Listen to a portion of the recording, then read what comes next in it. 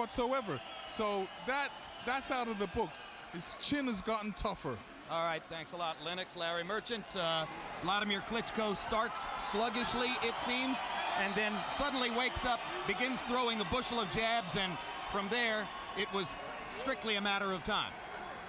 There's nothing as exciting in boxing as a heavyweight fight, even when it doesn't look yet ready to explode.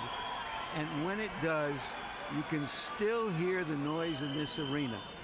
That's what the big heavyweights can do and should do. Two quick stories.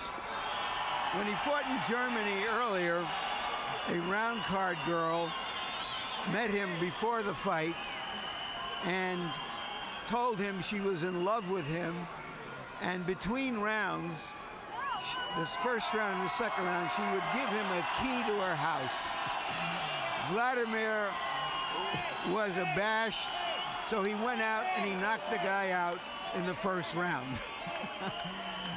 Tonight, apparently, there were no round card girls hitting on him.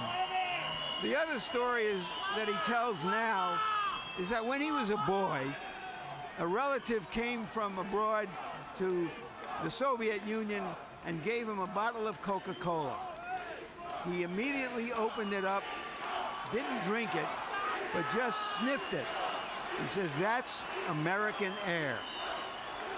He was on American air tonight. Yeah, indeed, and he breathes the air at the top of the heavyweight division, which may not be in the eyes of boxing writers and reporters as rarefied as has previously often been the case, but it is nevertheless Vladimir's to breathe once again after tonight. Thanks very much for being with us. As we look ahead, we want to remind you of our upcoming boxing schedule.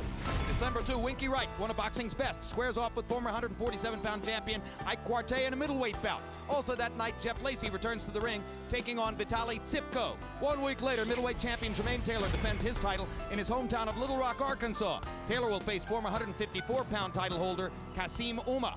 As we've been telling you, next on HBO. Stay tuned for Countdown to Pacquiao Morales 3, an in-depth look at both fighters as they prepare for next week's big matchup. After that, it's Borat's predecessor, the Ali G Show, followed by The Wire on the East Coast and the Dukes of Hazzard on the West Coast. For our entire HBO crew, I'm Jim Lampley, saying so long from New York City.